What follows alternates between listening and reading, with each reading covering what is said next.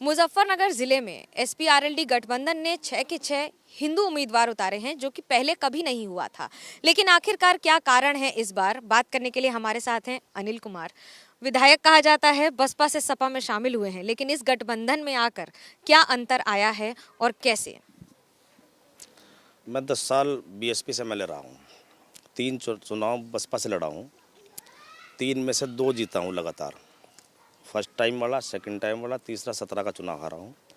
उसके बाद में कुछ कारण हुए कि बसपा से अलग दूसरे दल में जाना पड़ा मुझे, समाजवादी में। हालांकि 2 बात है, जाना और भेजना। मुझे भेजा गया किन्हीं कारणों से, उन ज़्यादा कारणों पे गहराई से जाने की ज़रूरत नहीं है। आज मैं समाजवादी पार्टी में था, लेकिन गठबंधन जैसे हुआ दोनों दलों का, तो उसमें हमारी सीट आरएलडी में चले गया। इसमें चौधरी जैन जी ने हमें आशीर्वाद दिया है यहाँ लड़ने के लिए। उन्हीं के सिंबल पर हम चुनाव लड़ रहे हैं और निश्चित रूप से इस विधानसभा को अब आज तक की कभी समाजवादी नहीं जीती, यहाँ कभी आरएलडी नहीं जीती। इस बार निश्चित रूप से लोगों के सहयोग से 100% ये सीट जैन जी के खाते में जाने जा रही है, अखिलेश जी के खाते में जाने जा रही है। बसपा जीतती थी मुसलमान वोट के आधार पर, एक बड़ा समीकरण चलता था, लेकिन इस बार ये कहा जा रहा है कि हिंदू उम्मीदवार तो मुसलमान वोट बैंक कहाँ जाएगा? ये समीकरण और ये आरोप कैसे देखते हैं? नहीं, ये आरोप वैसे गलत है। ऐसा तो है नहीं भाई मुस्लिम समाज को टिकट नहीं दिया। ये जनपद जो मुजफ्फरनगर है ना, ये मुजफ्फरनगर जो है 9 सीटों का वैसा समावेश था इसमें। ये बीएसपी की सरकार में 3 सीटें अलग करके शामिल हो गया। लेकिन आज भी जनता जो है, जो मुजफ्फरनगर की जनता है, वो आज भी उस शामली जनपद को इसी जनपद के रूप में देखती है। वहाँ हमारे 2 मुस्लिम भाई चुनाव लड़ रहे हैं, थाना भवन से, और एक जो है कैराना से, नाहिद अली और अशरफ अली।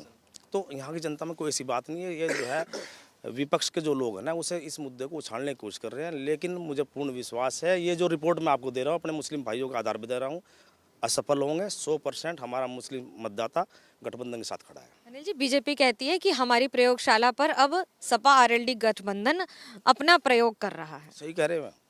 इसी प्रयोगशाला, इसी मुजफ्फरनगर सत्ता बनी उनकी, चाहे सेंटर बनी हो चाहे उत्तर प्रदेश में बनी हो। अभी ये प्रयोगशाला उनकी प्रयोगशाला नहीं रही। अभी ये प्रयोगशाला उन्होंने जो है यहाँ धार्मिक उन्माद फैलाया था और अपनी प्रयोगशाला बनाने का काम किया था। लेकिन अब ये मुजफ्फरनगर प्रयोगशाला जरूर है, ये गठबंधन की प्रयोगशाला है, भाईचारे की प्रयोगशाला है। अब यहाँ से भाईचारा का संदेश जाएगा और निश्चित रूप से इस जनपद में 6 सीट हैं, 6 की 6 भाजपा पे हैं। आप भी देखना जब रिजल्ट आएगा, 6 की 6 सीटें भविष्य में गठबंधन में जाने वाली हैं 10 तारीख में। ये कहा जा रहा है कि सपा और आरएलडी में, क्योंकि जो उम्मीदवार दिए गए हैं उनके आधार पर ही अब बात में तनातनी हो गई है, मतभेद है। नहीं नहीं, ये सब बेकार की बातें हैं। ऐसा कुछ नहीं है, कोई मतभेद नहीं है, कोई मतभेद नहीं है। ना नीचे ज़मीन पर है, ना नेताओं में है। ये सब जो है रूमर है ओनली। कहीं कोई ऑफिशियल बात बताओ कोई ऐसा हो तो? कुछ नहीं है, सब रूमर है। मान लो मीडिया आपको कहीं से मिली है इनपुट, दाएं बाएं से मिलती, कोई ऐसी कोई बात नहीं। दोनों नेताओं में बहुत बड़ी अंडरस्टैंडिंग है। दोनों नेता, सिवाल खास सीट हो, माठ सीट हो, दोनों पार्टी के उम्मीदवारों ने अपने अपने नामांकन कर दिए हैं, तो ये क्या है? ऐसा है कई सीटों पे, कुछ सीटों पर हो जाता है, कई बार ऐसा नहीं है। अंडरस्टैंडिंग है, वो सब मामला सॉर्ट आउट हो जाएगा बहुत जल्दी।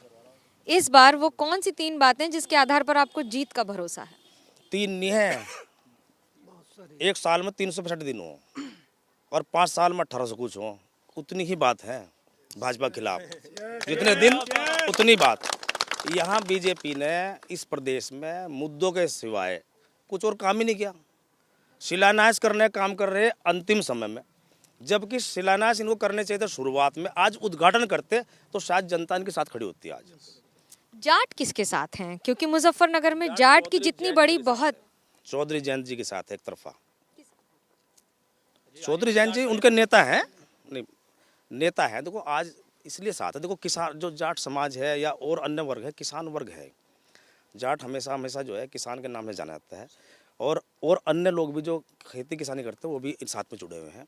आज किसान के रूप में, एकजुटता के रूप में जयंत चौधरी जी के साथ में इसलिए खड़े हैं क्योंकि पिछले 7 साल में और इन 5 सालों में जितना दमन किसान और मजदूर का हुआ, और किसान और मजदूर को ये पता है, निश्चित रूप से किसी भूलवश उन्होंने 17 में वोट ज़रूर दे दिया था, लेकिन वो अपनी भूल पे आज उन्हें पछतावा है। उन्हें पता है कि इस देश में किसानों के नेता चौधरी जयंत हैं, चौधरी अजीत सिंह रहे हैं, चौधरी चरण सिंह रहे हैं, या फिर किसान नेता मुलायम सिंह जी रहे हैं, आज अखिलेश जी हैं। इसलिए उनके साथ खड़े हैं आज।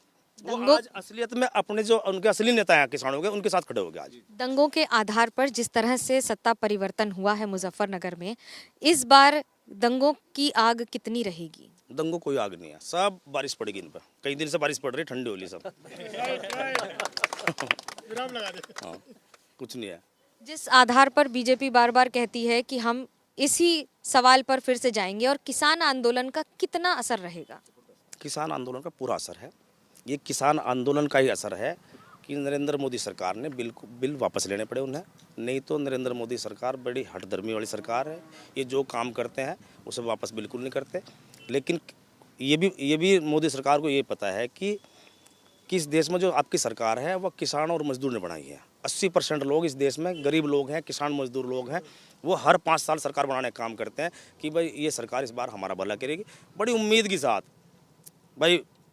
के साथ उन लोगों ने वोट किया था मोदी सरकार को। लेकिन वो जो है आज वो किसी भी उम्मीद पर खरी नहीं उतरी सरकार।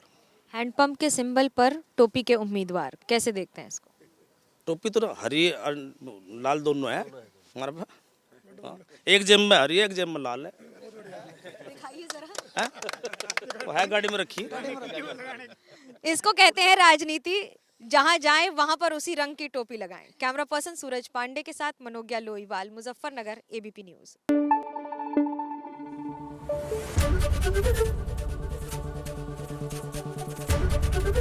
एबीपी न्यूज आपको रखे आगे।